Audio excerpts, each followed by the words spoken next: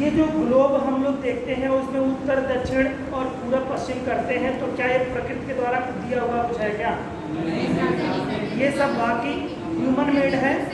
तो human made चीज़ें मतलब काल्पनिक, जैसे हम लोग मैथ के जब सवाल को हल करते हैं तो मान लेते हैं कि x है, चर अचर में मान लेते हैं माना x है या माना y है, कोई दो राशियाँ दी है तो वो x है y है या a है b है, कुछ इस तरह से मान के इमेजिन करके बाकी अपनी प्रक्रिया को स्टार्ट करते हैं और फिर इसके बाद x का मान आ जाता है और y का मान आ जाता है या किसी एक का मान आता है तो दूसरे के मान में रखने पे अपने आप दूसरा मान आ ही जाता है, समीकरण बनता है। तो वहाँ पर इमेजिनेशन होती है ना प्रक्रिया, यानी हम कल्पना करते हैं और कल्पना के आधार पर हम प्रश्नों को निष्कर्ष पर पहुँच जाते हैं। यही चीज़ें यहाँ पर ग्लोब के संदर्भ में भी हमको इमेजिन ही वैज्ञानिकों ने किया है कि ये पोल नॉर्थ है, ये पोल साउथ है और ये दिशा पूरब है, ये दिशा पश्चिम है। तो जब इमेजिन कर ली तो उसी को यथार्थ मान करके जो भी प्रक्रियाएं होती हैं उसको रियल मान लिया जाता है और रियल मान करके ही सारे कामों को फिर किया जाता है, उसी के आधार पर ही सारी चीज़ें मान ली जाती है। जैसे x को जब मानते हैं तो रियल मान के काम करने लगते हैं ना, जब लिखते हैं तब लिखते हैं माना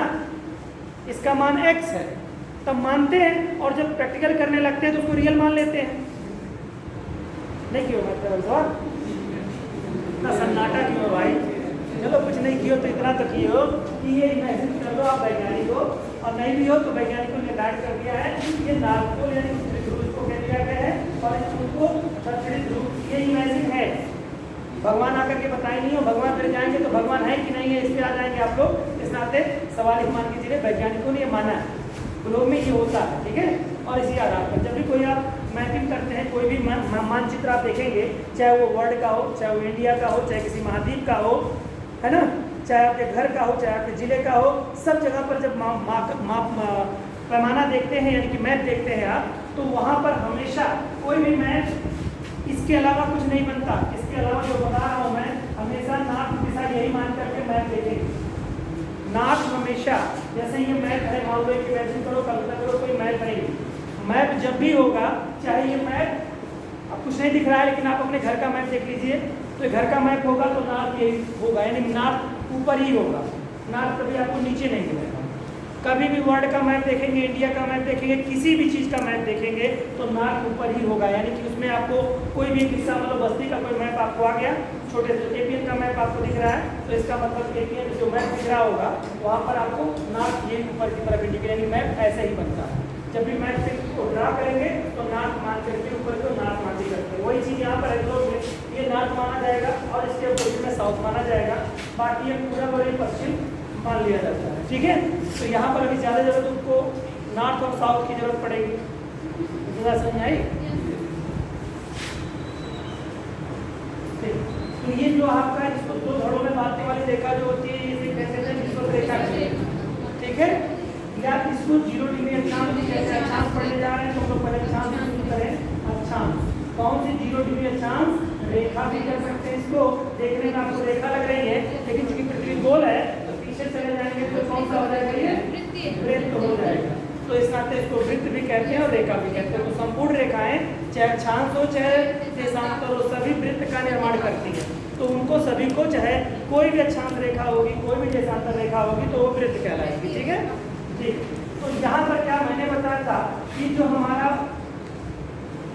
उत्तरी ध्रुव है इसके ठीक शीर्ष पर आपका ध्रुव तारा स्थित है, ध्रुव तारा, ठीक है। अब ध्रुव तारे का जो एंगल बनता है 90 डिग्री से, 90 डिग्री पे जो एंगल बनेगा तो आप मान लीजिए यही है और सीधा यहाँ पे आएगा 90 डिग्री, यहाँ पर 90 डिग्री का एंगल, ठीक है।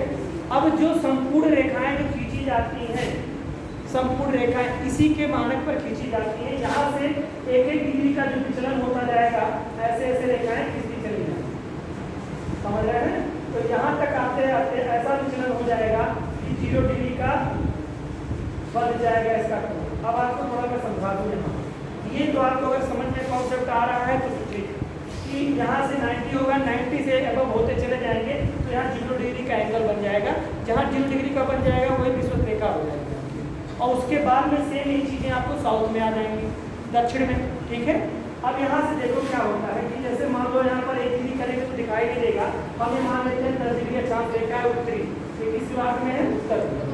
तो यहाँ से 10 डिग्री से लेकर के और विषुवत रेखा का सेंटर आप मान लीजिए इसको, मान लीजिए क्या मतलब विषुवत रेखा जो दिख रही होती कैलकुलेट इन दोनों के बीच की जो डिस्टेंस होगी वहाँ से अगर कोण बनाएंगे इस पॉइंट का, तो ये जो कोण बनेगा यहाँ पर ये 10 डिग्री का बनेगा। तो समझ रहे हैं? 10 डिग्री माना वैसे 1 डिग्री से शुरू होगा और एक होते होते होते होते होते जब 90 तक पहुँचेगा तो ये देखो रेखा ये 90 डिग्री का बन जाएगा नहीं आप। तो यही कोण जो है इसी कोण को सिमेट, अब 1 डिग्री यहाँ पे आएगा तो यहाँ पर रहेगा तो 0 डिग्री कोई कोण ही नहीं बनेगा।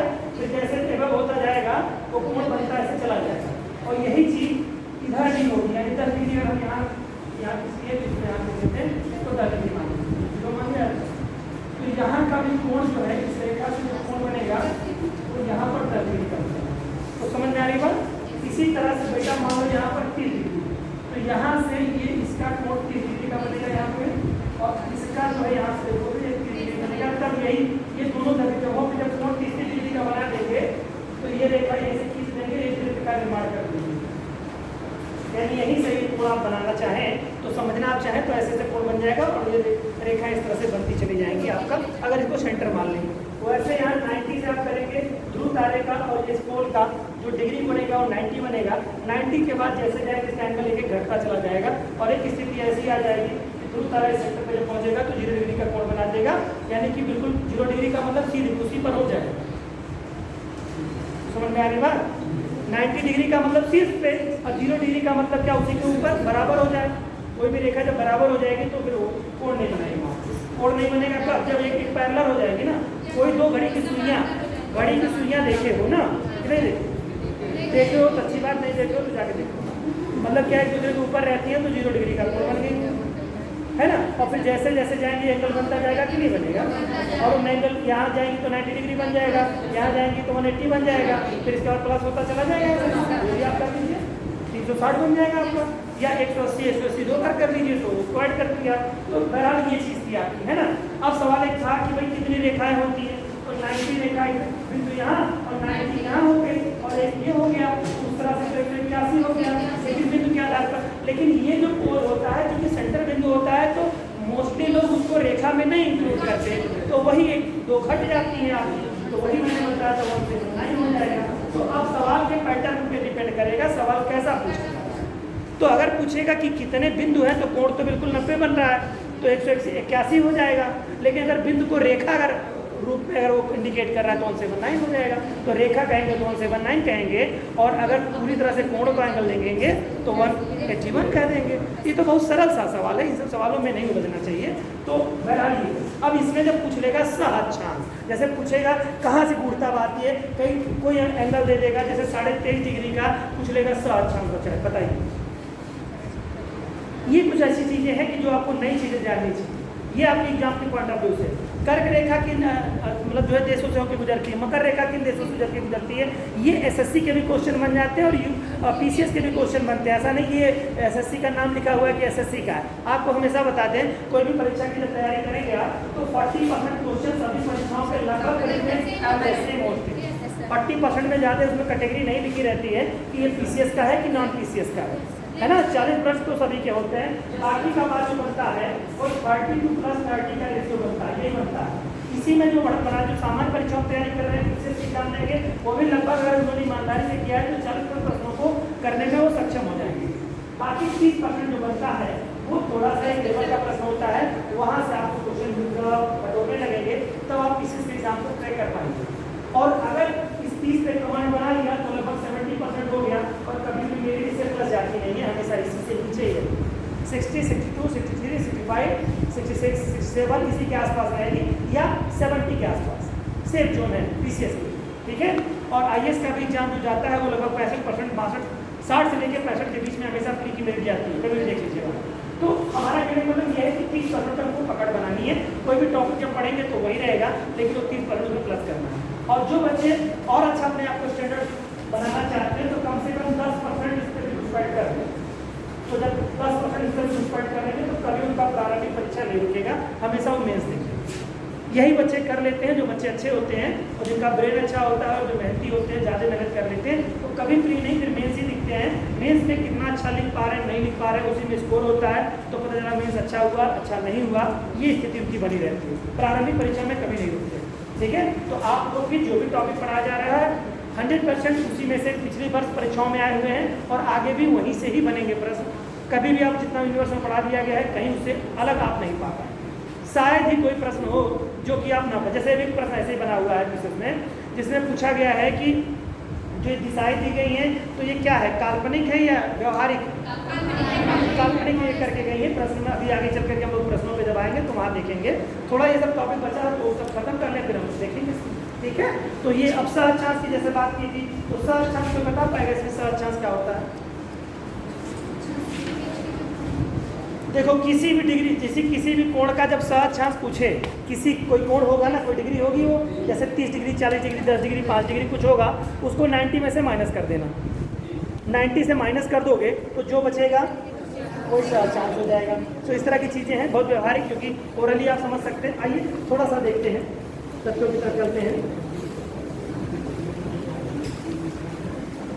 देखिए ग्लोब पर, ग्लोब या मानचित्र पर या ग्लोब पर, सीधे ऐसे करिए ग्लोब पर, थोड़ी स्पीड के साथ दोस्तों। ग्लोब पर पश्चिम से पूर्व दिशा में खींची गई रेखाएं, पश्चिम से पूर्व दिशा में खींची गई रेखाएं। अब देखिए यहाँ पर शब्द यूज हो रहा है पश्चिम से पूर्व दिशा में खींची गई रेखाएं, पश्चिम से पूर्व। अब देखो जरा समझ लो यहाँ पे दोस्तों, यहाँ पर लिख दिया गया पश्चिम से पूर्व, सुन रहे हो? पश्चिम से पूरब। अगर हम कह देते पूरब से पश्चिम तो भी कोई दिक्कत नहीं थी, लेकिन चूंकि हमने कहा पश्चिम से पूरब तो आपको मानना होगा पश्चिम से पूरब। अगर मान लो किसी जो इन लोगों ने मैन्युफैक्चर किया, जिन्होंने बनाया, दिशाएं बनाई वैज्ञानिकों ने, जिन भूगोलवेताओं ने, अगर इसी को पश्चिम कहा होता और इसको पूरब कहा होता तो हम वही मानते, इसको दक्षिण माना होता, इसको उत्तर माना होता, दक्षिण उत्तर मानते। लेकिन माना चूंकि यही गया है और इसी नाते कहा, जैसे सूरज को आप देखते हैं पश्चिम से पूरब घूमता है, जानते हैं ना, पश्चिम से पूरब। लेकिन पश्चिम से पूरब घूमता है, ये ऐसा कैसे हो गया? क्योंकि दिशा मान ली गई कि यही पूरब है और यही पश्चिम है, तो घूमती कैसे है पश्चिम से पूरब? इसी नाते रेखा जैसे खींची गई पश्चिम से पूरब, तो बताया गया पूरब, पश्चिम से पूरब, तो आपको मानना होगा पश्चिम से पूरब, ठीक है। अब ये घड़ी जो आपकी चलती है क्लॉकवाइज, तो क्लॉक की जो दिशा बनाए, मान लो ये क्लॉक की दिशा ये उल्टी बनाए होते सभी लोग, क्या नहीं बन सकती क्या? आप बहुत मॉडर्न घड़ियों को देखे होंगे जिसमें बहुत छोटे छोटे और भी बने होते हैं, तो उसमें देखेंगे कुछ घड़ियाँ उल्टी घूम रही हैं। क्या सभी क्लॉकवाइज ही घूमती है क्या? कभी आपने नोटिस किया? बहुत सारे मशीनें ऐसे देखे होंगे जिनमें इस तरह से आंकड़े दिए रहे, आगे जा रही है तो पीछे आ रही है, सराउंड घूम रही है। तो कहने का मतलब सारी चीज़ें एक मानक जो बताए गए हैं उन मानकों के आधार पर ही मान करके सारी परिकल्पनाएं हम लोग करते हैं। क्लियर है?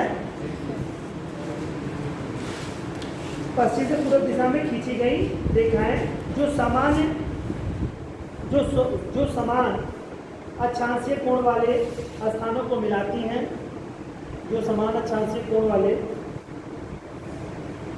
स्थानों को मिलाती हैं, अक्षांश रेखाएं कहलाती हैं।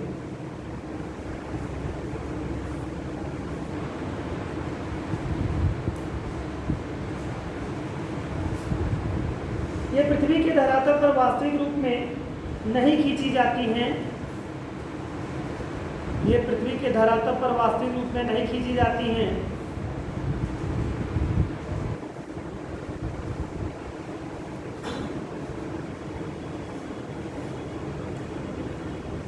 या खींची रहती हैं।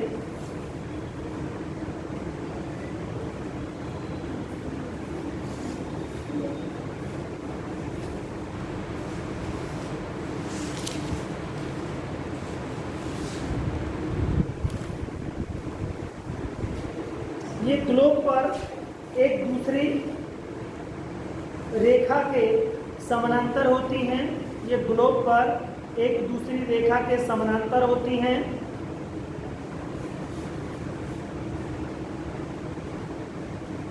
इसलिए इन्हें अक्षांश रेखाएं कहा जाता है।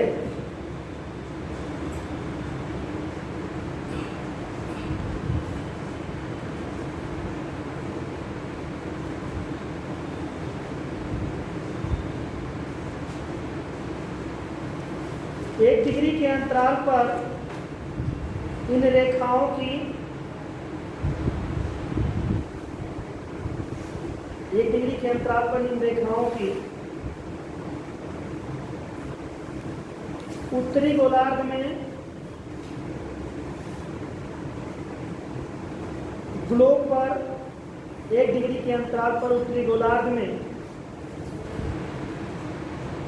1 डिग्री के अंतराल पर इन रेखाओं की उत्तरी गोलार्ध में ग्लोब पर कुल संख्या, उत्तरी गोलार्ध में ग्लोब पर इनकी कुल संख्या 89 है। इसी प्रकार दक्षिणी गोलार्ध में भी 89 है।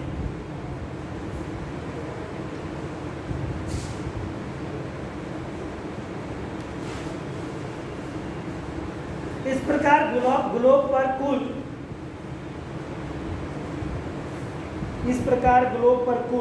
1 डिग्री के अंतराल पर, अब यहाँ पर प्रश्न थोड़ा बारीकी से समझिएगा, यहाँ पर अंतराल की बात कर रहा है।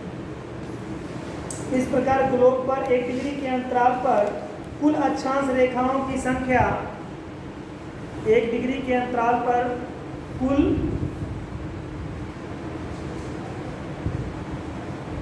अक्षांश रेखाओं की संख्या 179 है।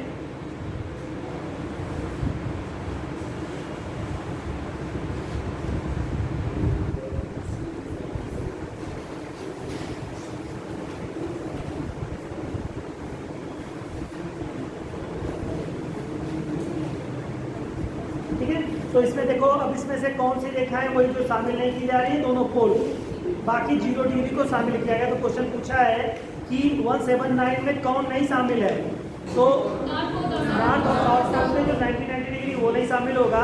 0 शामिल है कि नहीं है, तो 0 शामिल है। ठीक है, अब इसके बाद में अब उसके बारे में भी लिख लीजिए, जो 90 डिग्री उत्तरी अक्षांश और दक्षिणी अक्षांश है उसके बारे में। इसके अतिरिक्त 90 डिग्री उत्तरी तथा 90 डिग्री दक्षिणी अक्षांश,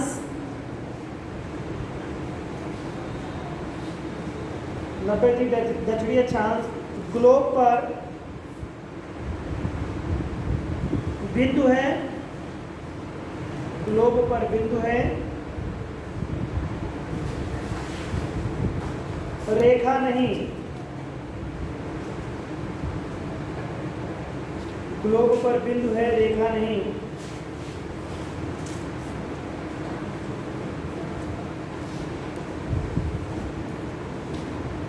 इसलिए इनकी गणना अक्षांश रेखाओं में नहीं की जाती है।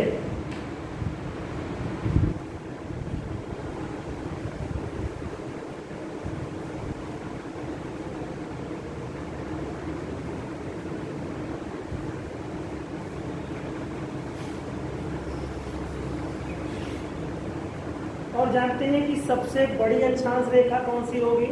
क्या अक्षांश रेखाएं समय के साथ छोटी होती चली जाती हैं, मतलब दूरी के साथ। अक्षांश रेखाएं रेखाओं की लंबाई कम होती जाएगी जैसे जैसे विषुवत रेखा से नॉर्थ या साउथ की तरफ जाएंगे आप, यानी 0 डिग्री अक्षांश रेखा से किसी अक्षांश रेखा पर आप जाओ, किसी भी, तो घटेगा। किसी पे 90 पे जाएंगे तो बहुत ज़्यादा घट जाएगा, बिंदु हो जाएगा, और 60 पे जाएंगे तो कम रहेगा, और जितना करीब करीब आते जाएंगे इसको 10 डिग्री 1 डिग्री पर तो वो थोड़ा कम रहेगा, बट घटेगा ही घटेगा। यानी 0 से किसी भी अक्षांश पे जाएंगे तो विषुवत रेखा की लंबाई घट जाएगी, विषुवत रेखा की लंबाई घट जाएगी, है ना। विषुवत रेखा की लंबाई घट जाएगी, मतलब विषुवत रेखा पर जो वृत्त बन रहा है वो वृत्त सबसे बड़ा बनेगा और उसके बाद का सारा वृत्त छोटा होगा। तो इसी नाते 0 डिग्री अक्षांश रेखा को ही बृहद वृत्त के नाम से भी जानते हैं। क्या कहेंगे इसको? तो इसको ये 0 डिग्री अक्षांश रेखा कहेंगे, या इसी को बृहद वृत्त कह सकते हैं, बृहद वृत्त कह सकते हैं, या बृहद रेखा कह सकते हैं, जो भी आप कहें। ठीक है, चलिए, तो ये सब छोड़ दे रहे हैं कि लिखा दें इसकी लंबाई। कितनी लंबाई है भाई, कोई बता पाएगा? बृहद वृत्त की लंबाई कितनी है? 12,000।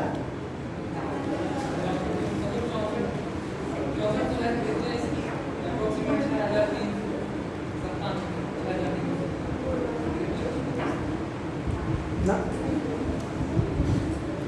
40,076 है इसकी कुल लंबाई। ठीक है, चलिए अभी बहुत सारी चीज़ हम लोग को जाननी है, तो अभी आगे हम बताते रहते हैं आप लोगों को। इसकी टोटल लंबाई जिसे लिखना हो लिखने, बृहद वृत्त की कुल लंबाई 40,076 किलोमीटर है। एक लाइन ऐसे लिख लीजिए कहीं पे तथ्य के रूप में। कुल लंबाई 40,076 है किलोमीटर है दोस्तों। अब सहज छांस एक लाइन पॉइंट लिख लीजिए। कोल एटीट्यूड जिसे कहेंगे आप,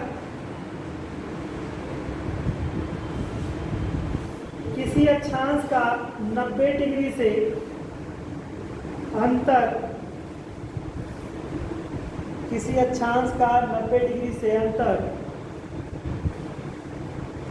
उसका सह अक्षांश होता है।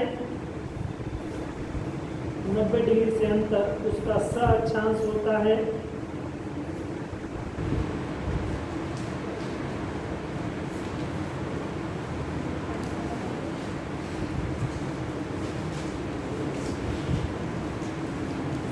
और देखिए सहअक्षांश बस इतना लिख लीजिए, मैंने आपको समझा दिया, बहुत ज़्यादा कुछ करना नहीं है। सहअक्षांश क्या होता है?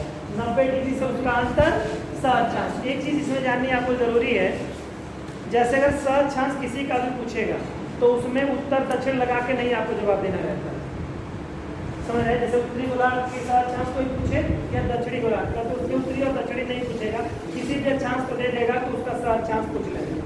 इसमें सहअक्षांश को उत्तरी दक्षिणी लगा करके नहीं पूछा जाता है, नहीं जवाब दिया जाता। तो अगर एग्जाम में दे रहा है, मान लो 30 डिग्री का सहअक्षांश आपसे पूछ रहा है तो 60 हो जाएगा सीधा सीधा, उत्तरी दक्षिणी कुछ करने की जरूरत नहीं।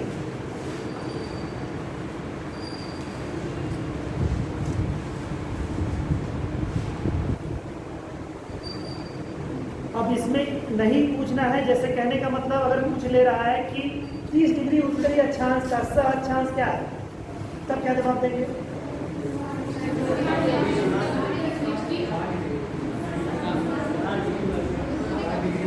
जैसे 30 डिग्री उत्तरी अक्षांश के बारे में पूछ रहा है, 30 डिग्री उत्तरी अक्षांश का सहअक्षांश बताइए, ऐसे पूछेगा ना, तब क्या जवाब?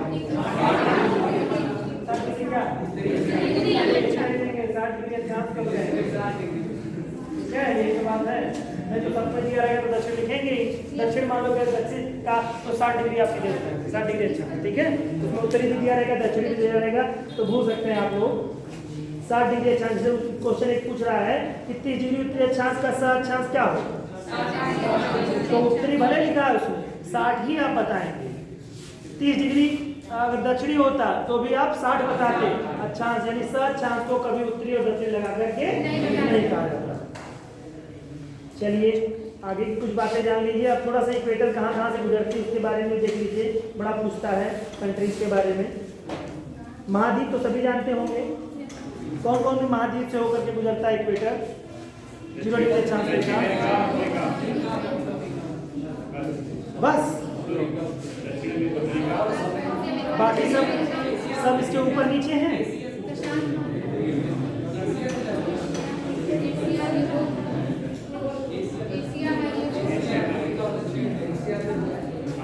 अपनी नॉलेज को बढ़ाइए, मेहनत स्वतः करके आइए। ऐसा कैसे हो सकता है कि और कोई महाद्वीप का कोई हिस्सा ना पड़ता हो, जबकि आप देख रहे हैं कि दक्षिण पूर्व एशियाई कंट्री सब नीचे आपके पड़े हुए हैं,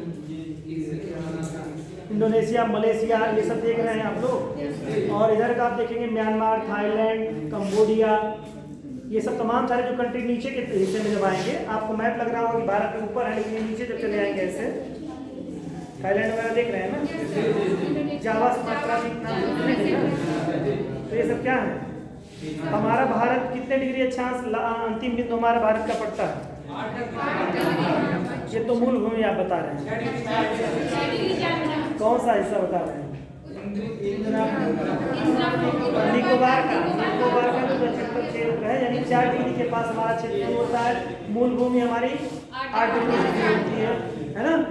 तो ये हिस्सा हम लोगों का पड़ता है। और इसका अच्छा आनंद लेने के लिए कभी जब आपको जाने का कभी अवसर मिलेगा तो अंडमान निकोबार जब चले जाएंगे तो वो चूँकि 10 डिग्री के अंदर वाला हिस्सा पड़ जाता है आपका, तो वहाँ पर आपको बिल्कुल दिखाई देगा कि कभी भी वहाँ बताते हैं लोग, मतलब जो भी चीज़ें वहाँ का जो जलवायु है वो ऐसी है कि दिन में वर्षा भी होती है, धूप भी होती है, मतलब वो वाली जलवायु आपकी जो 10 डिग्री उत्तर, 10 डिग्री भूमध्य सागरीय घाट होती है, 30 से 40 भूमध्य रेखीय जलवायु वहाँ पर आपको देखने को मिलेगी, है ना। दिन में वर्षा भी मिल जाएगी, आप जाते रहेंगे तुरंत मौसम बनेगा, तुरंत वर्षा हो जाएगी, तुरंत संघनन हो जाएगा। तो पता चला यहाँ प्रिपेयर हम लोग हो जाते हैं कि बारिश हो रही है, ड्रेस अपना मेंटेन कर लेते हैं। फिर वहाँ के लोग हमेशा अपने जो है इंस्ट्रूमेंट को बैग रखते हैं, वहाँ रखते हैं अपनी गाड़ियों में, तुरंत जैसे बारिश आई नहीं रेनकोट पहनते हैं, क्योंकि प्रिपेयर है, डेली वर्षा होती है। जैसे इस समय सभी लोग प्रिपेयर काफ़ी हद तक रहते हैं लोग कि कैसे जाना, अम्ब्रेला वगैरह सब मेंटेन रहता है जिसको जाना रहता है, वैसे ही कुछ चीज़ें होती है। चलिए ये बात करते हैं आगे। 0 डिग्री अक्षांश रेखा पर खींची गई, 0 डिग्री अक्षांश पर खींची गई, ऐसे कर लीजिए, 0 डिग्री अक्षांश पर खींची गई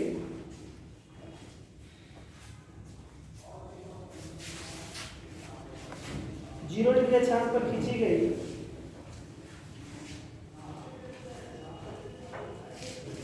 या खींची रेखा भूमध्य रेखा या विषुवत रेखा कहलाती है, यह विश्व के निम्न देशों से होकर गुजरती है। जो बच्चा कल इन 11 का नाम बता देगा जितने मैं लिखा रहा हूँ, वो बच्चा समझिए कि बहुत अच्छा बच्चा, और जो नहीं बता पाएगा वो और अच्छा बच्चा है।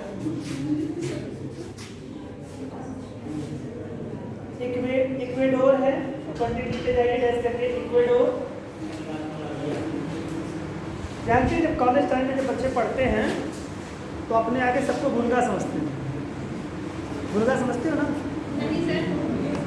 मतलब इसका मतलब समझते हो ना, वो किसी को कुछ नहीं समझते, अपने आप को प्रेसिडेंट ऑफ इंडिया इससे कम नहीं समझते, लेकिन उनके पास होता कुछ नहीं नॉर्मली। और यही जो बच्चे समझ जाते हैं वो बहुत आगे बढ़ता है। विद्यार्थी को हमेशा समझ लेना चाहिए कि हमको बहुत आगे जाना है ना। तो आगे जाने के लिए आपको मेहनत तो करनी पड़ेगी, और ये युवावस्था के सबके साथ होता है, कोई थोड़ा ज़्यादा करता है, कोई थोड़ा कम। तो कॉलेज का एक रूल होता है, सभी के साथ होता है। कुछ एक लोग बच्चे मिलेंगे जो बहुत सीरियस आते केवल पढ़ने के लिए ही है, कुछ एक मिलेंगे, बाकी 99% बच्चे यही करते हैं, कोई थोड़ा करता है और कोई बहुत ज़्यादा कर जाता है, बस अंतर इतना है। वहीं से कैरियर का निर्धारण वहीं से शुरू होता है कि कहाँ क्या जाएंगे। और वो जो टीचर्स ऑलमोस्ट जो सीनियर टीचर डिग्री कॉलेजों में पढ़ाते हैं उनका बड़ा अच्छा एक्सपीरियंस होता है, वो आपको देख करके बता देंगे कितने दूर तक ये जाएगा। तो एस्ट्रोलॉजिस्ट से ज़्यादा ज़रूरी है उनसे मिल लेना। जैसे युवावस्था में बहुत ज़्यादा लोग भागते रहते हैं एस्ट्रोलॉजिस्ट से मिलने कि हम बनने क्या वाले हैं, तो बता देगा आप फौजी बनेंगे, तो बड़ी खुशी अगर फौज में जाना चाहते हैं। तो ये टीचर देख करके डिग्री कॉलेज के टीचर बहुत ज़्यादा अनुभवी होते हैं, क्योंकि वो हमेशा उस बच्चे को किशोरावस्था से प्रौढ़ावस्था तक जाते हुए देखते हैं। वो एक नहीं इतने बच्चों को देखते हैं, तो उनका अनुमान जो है बहुत सही सटीक मोस्टली जाता है। अब आप लोग अनुमान उनसे भी ज़्यादा होगा, क्योंकि आप लोग ये मान के चलते हैं कि दुनिया में हमसे आगे सब, मतलब जो सृष्टि में पहले आए लोग क्या आए, हम आए तो आए, मतलब हमारे नॉलेज के आगे बाकी सब, ये कभी कभी होता है। चलिए इक्वेडोर, कोलंबिया, ब्राजील,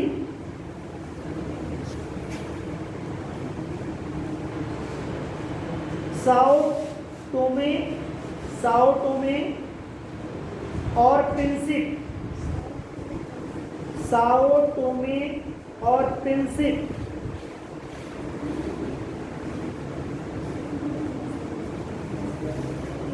कामा, गैबोन, कांगो गणराज्य, युगांडा, कांगो अलग है, कांगो गणराज्य अलग है, युगांडा, कीनिया,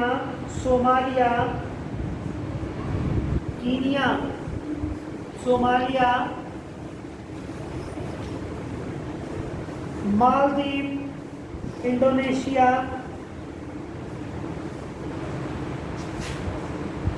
किरबाती या तथा लगा के लिख लीजिए, लास्ट ये है किरीबाती। अब क्या करेंगे आप, मैं यहाँ पर चूंकि मैप तो है नहीं, मैं यदि बताऊंगा कि ये कंट्री इस महाद्वीप के हैं तो दो एक लोगों को याद रहेगा, बाकी सब भूल जाएंगे।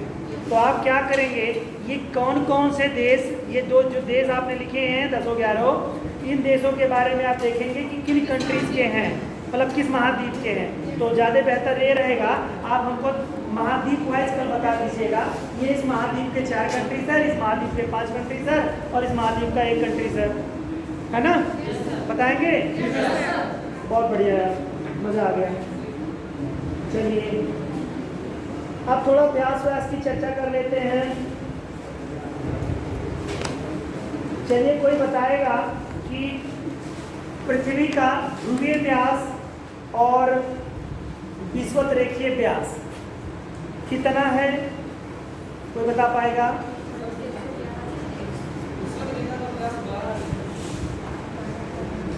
12,000 कुछ, तो कुछ नहीं, मतलब सही बताने की कोशिश कीजिए, लगभग बताइए।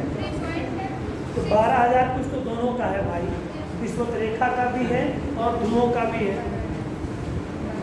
तो 12,000 कुछ तो दोनों का है। तो ये देखेंगे, यहाँ से इसको ड्रिल कर दीजिए, यहाँ पहुँच जाएगी, और इसको इसको यहाँ से ड्रिल कर दीजिए दोस्तों, यहाँ पहुँच जाएगी। जो बीच बीच से पूरी डिस्टेंस आ जाती है वो क्या हो जाती है, उसकी उसी का व्यास कहलाती है, उसका आधा त्रिज्या हो जाएगी। तो ध्रुवीय व्यास क्या है और विषुवत रेखीय व्यास क्या है, बड़ा ही सरल, सबको याद भी होगा, जैसे 12 लगभग करीब याद हो। तो बताएगा, बता दो, अब बता दो। 12,755 क्या होगा, ये क्या है, विषुवत रेखीय व्यास। और ये जो ये है कितना हो जाएगा, 12,712, ये क्या हो गया, किलोमीटर, ये दोनों, ठीक है। 12,712 इतना याद रखना। और देखो बस एक ही लाइन याद रख लो, बाकी कुछ नहीं याद करना। 12,712 भूलेगा? तो ये है ध्रुवीय व्यास, इसमें 43 जोड़ दो, 12,712 में 43 जोड़ दो, तो 12 में 43 जोड़ोगे तो कितना हो जाएगा,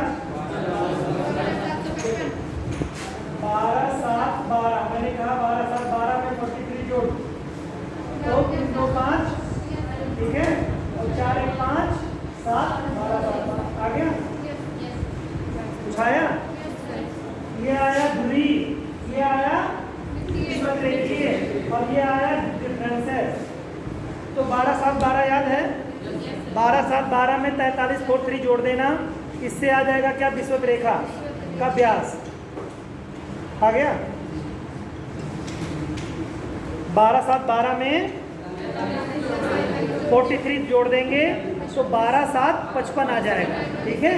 तो ये चीज़ है, पूछेगा, देखिए क्वेश्चन यहीं से पूछता है, या तो सीधे पूछेगा ध्रुवीय व्यास बताइए, विषुवत रेखीय व्यास बताइए, या दोनों का डिफरेंसेस बताइए, तो 3 काम हल हो गए।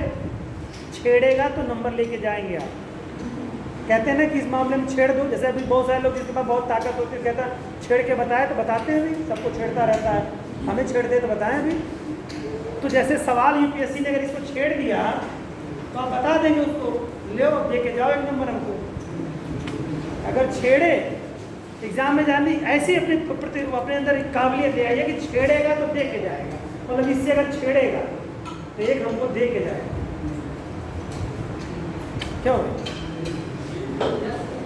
ना आप लोग गायब हो जाते, समझ में नहीं आता कहाँ है, ठीक है। तो मुझे लगता है कि व्यास याद हो गया होगा, जिसको नहीं याद है वो कहता है कि इतना आसान है क्या, जैसा बता देते हैं आप लोग ऐसे हो गया, ऐसे होता थोड़े ना, इतने होता तो हम, चलिए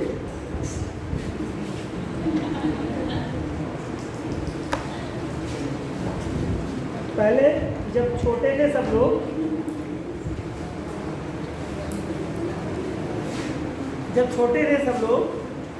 तब भावनाओं की बड़ी कद्र होती थी।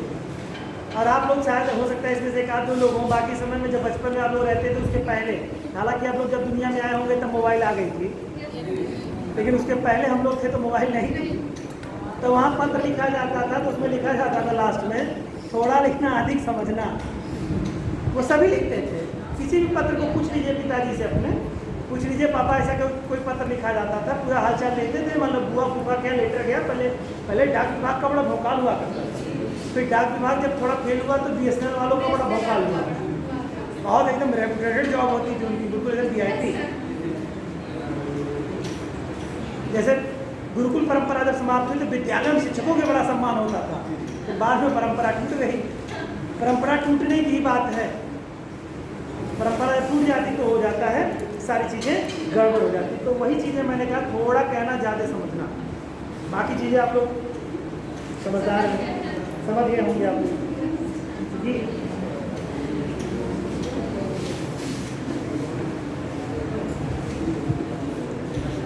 अच्छा बताइए, उच्च अक्षांश और निम्न अक्षांश किसे कहते हैं? उच्च अक्षांश निम्न अक्षांश क्या है? जो ऊंचाई पे हो उच्च और जो निचाई पे हो निम्न।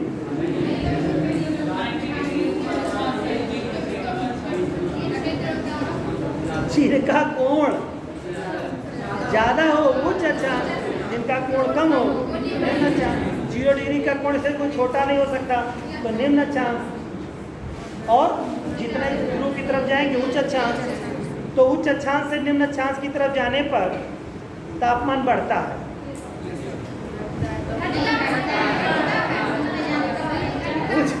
निम्न अक्षांश से उच्च अक्षांश की तरफ जाने में तापमान घटता है ना।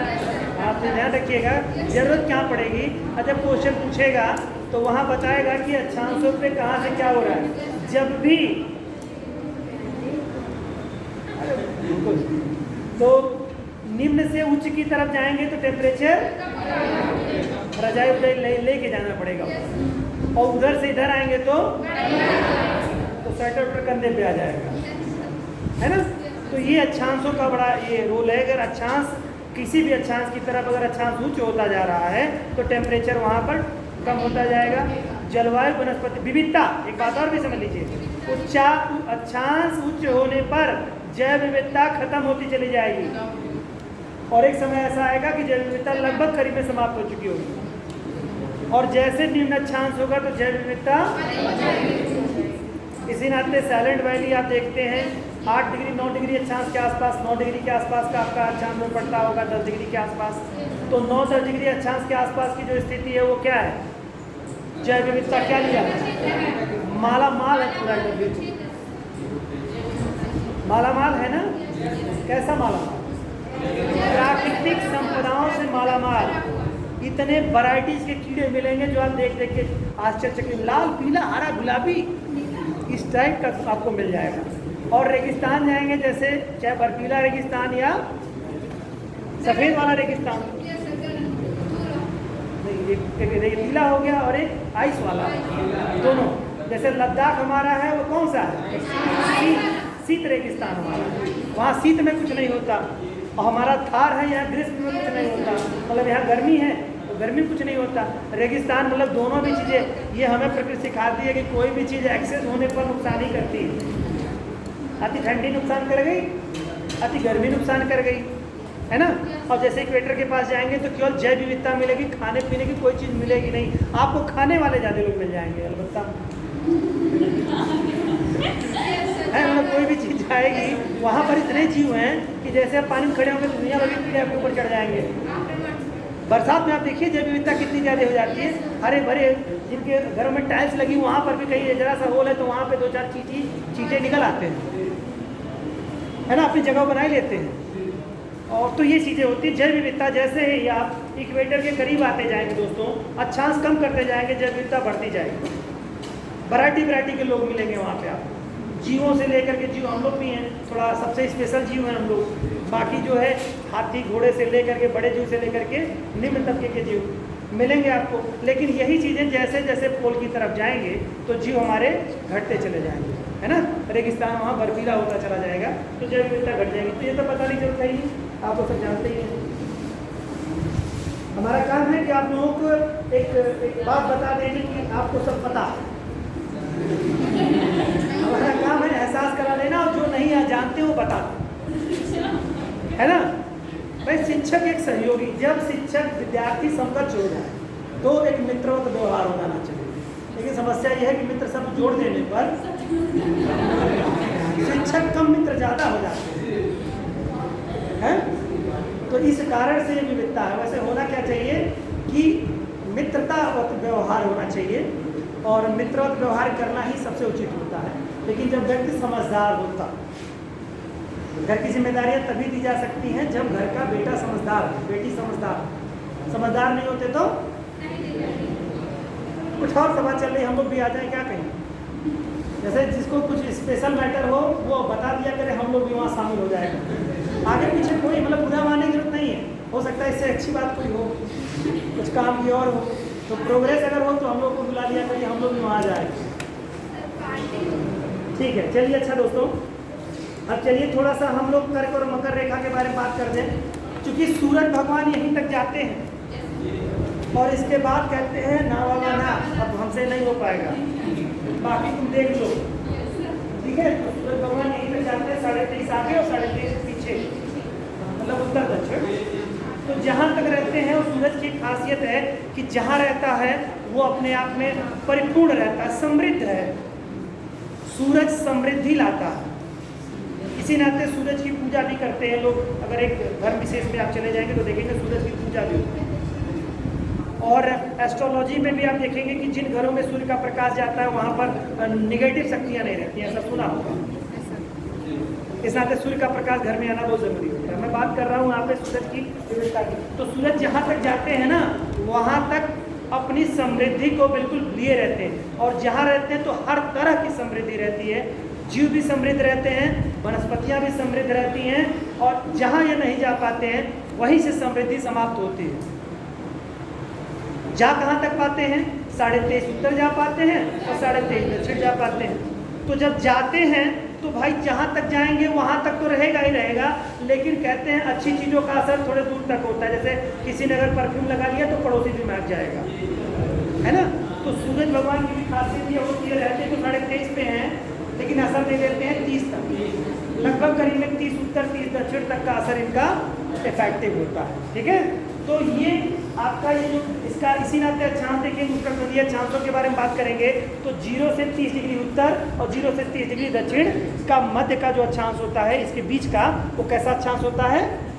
उष्णकटिबंधीय अक्षांश होता है, गर्मी रहती है। और जब उष्णकटिबंधीय अक्षांश होगा, अगर अति नहीं है उष्णता की, अगर अति नहीं है उष्णता की, तो जैव विविधता पूरी तरह से मतलब जो है मनुष्य के अनुकूल भी होगा। जैसे प्रेरी का घास का मैदान वगैरह सुने होंगे, सबसे ज़्यादा मक्का गेहूं वगैरह पैदा होता है वहीं पे अमेरिका के क्षेत्र में, यूएसए में। ठीक है, तो ये चीज़ें हैं। अच्छा ये बताइए कि जैसे एक तो 0 डिग्री अक्षांश जो है, ये तो हमेशा यानी कि जो हमारा एक तरह से कहिए कि जो मध्य अक्षांश है, सारे अक्षांशों का मध्य अक्षांश है, वो कौन सा अक्षांश है? 0 डिग्री अक्षांश। सारे अक्षांशों का मध्य अक्षांश। तो जो या इसी को प्रधान मध्य अक्षांश रेखा भी कह सकते हैं आप, इसी को मुख्य अक्षांश रेखा भी कह सकते हैं आप, इसको बहुत नाम है इसके, जितना लिखना चाहो उतना लिख लो। तो मुख्य अक्षांश रेखा, प्रधान अक्षांश रेखा है। तो क्या सौरिक अक्षांश रेखा और मध्य अक्षांश रेखा में कोई अंतर होता है? जैसे सौरिक अक्षांश पूछ ले, सौरिक अक्षांश और मध्य अक्षांश में कोई अंतर है? सौरिक अक्षांश क्या होता है?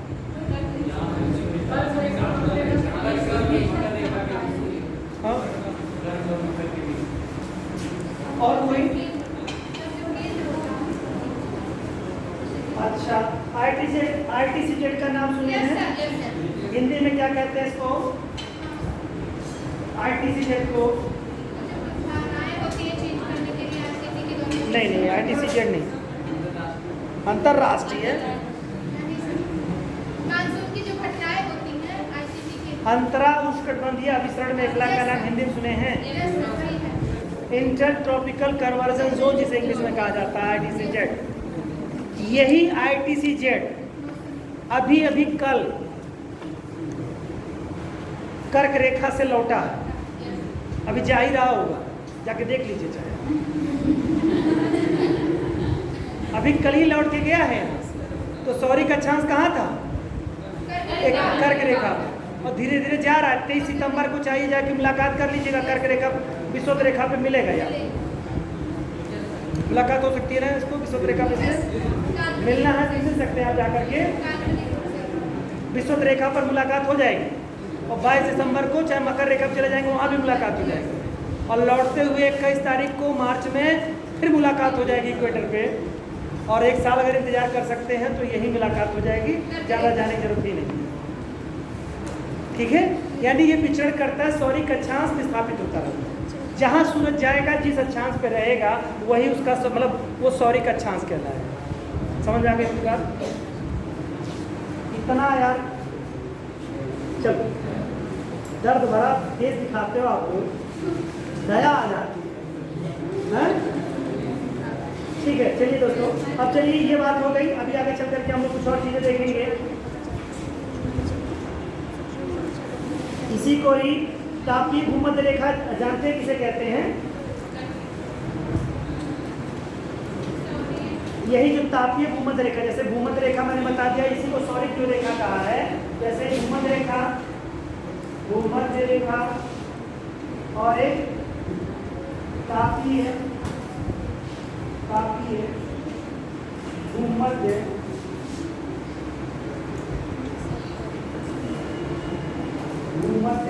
रेखा। बात नहीं यार, तापीय भूमध्य रेखा जो कहेगा तो यही जो मैंने बताया ना, तापीय भूमध्य रेखा, इनके भूमध्य रेखा स्थायी है, तापीय भूमध्य रेखा अस्थायी है।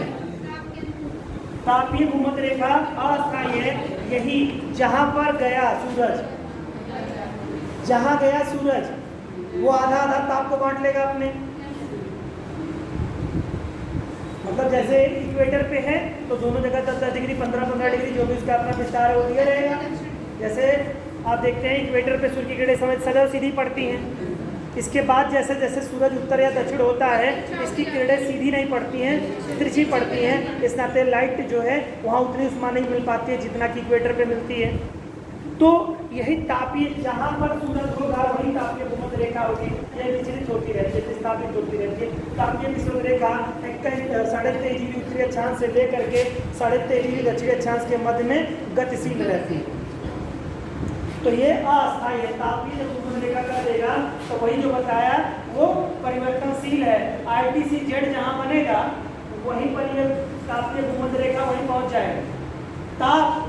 तापीय भूमध्य रेखा जहाँ सूरज होगा वहीं तो ताप देगा, वहीं तो आधा आधा बांट देगा, उसी अक्षांश से आधा आधा। नहीं समझ रहे हो? 0 डिग्री जो है अक्षांश रेखा 2 भागों में बांट सकती है। उसी तरह सूरज वाली रेखा जहाँ सूरज रहेंगे वहीं से तापीय अक्षांश आधा आधा बढ़ जाएगा, बाकी आधा अक्षांश सूरज जहाँ होंगे वहीं से। तो तापीय भूमध्य रेखा विस्थापित होती रहती है सूरज के उत्तरायण और दक्षिणायन होने में। अधिकतम तापीय अक्षांश रेखा 23.5 डिग्री उत्तर और 23.5 डिग्री दक्षिण जाती है। अभी तापीय अक्षांश रेखा आपकी जो है तापीय भूमध्य रेखा जो है आपकी 21 डिग्री मतलब जो है 23.5 डिग्री पर थी। अब ये धीरे धीरे विस्थापित होती है। अब चलिए लिख लीजिए, थोड़ा सा इससे क्वेश्चन आता है।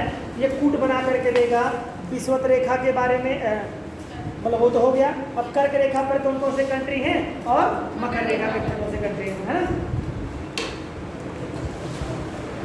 आइए देखिए, कर्क रेखा पर विश्व के, कर्क रेखा पर स्थित विश्व के या कर्क रेखा विश्व के निम्न देशों से होकर गुजरती है, ऐसे लिख सकते हैं, कुछ भी लिख लीजिए। कर्क रेखा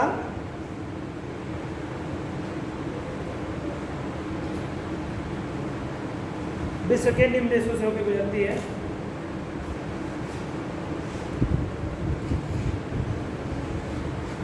लिख लो बेटा, कौन कौन सी कंट्री है। हवाई द्वीप, हवाई द्वीप किसका है भाई? यूएसए का, प्रशांत महासागर में द्वीप है। Mexico, Mexico USA.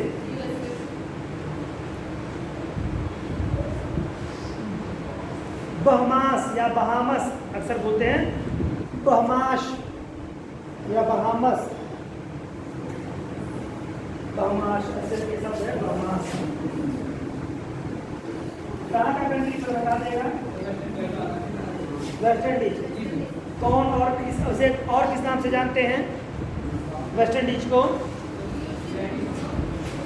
पश्चिमी द्वीप समूह।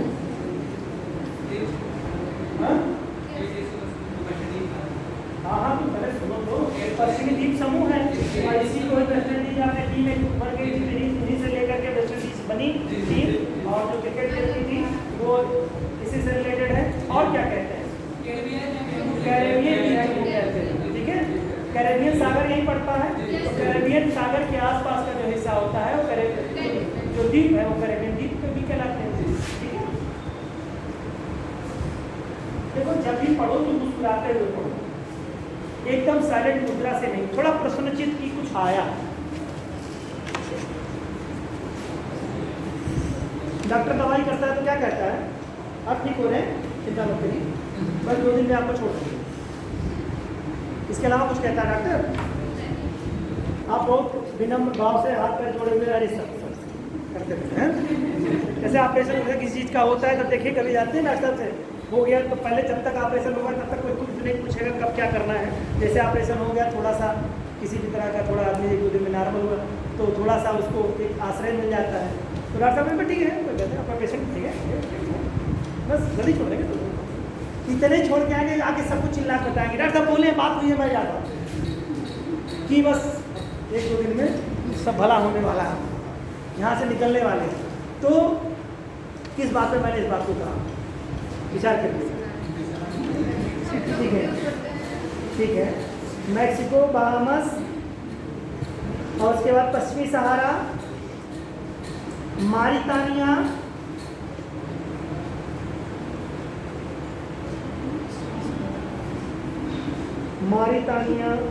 माली, अल्जीरिया,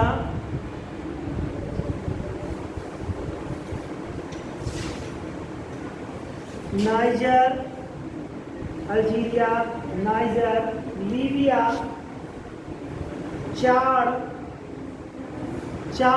लीबिया, मिस्र,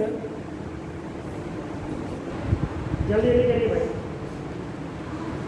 मिस्र, सऊदी अरब, संयुक्त अरब अमीरात, सऊदी अरब, संयुक्त अरब अमीरात जिसे यूएई कहते हैं,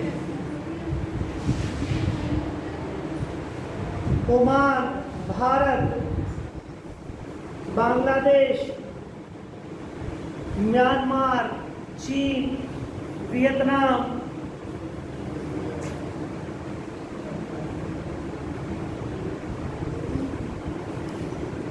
ताइवान या तथा Taiwan,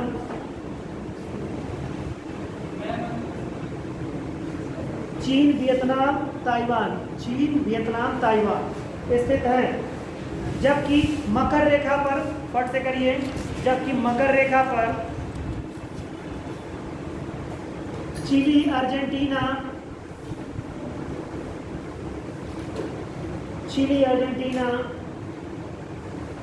Paraguay,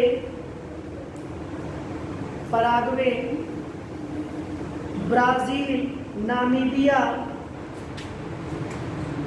Botswana,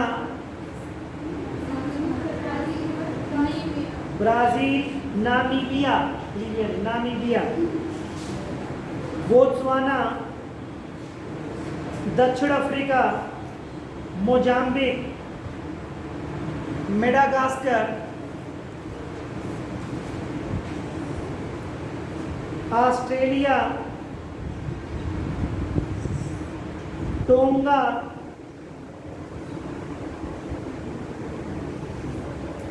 French Polynesia,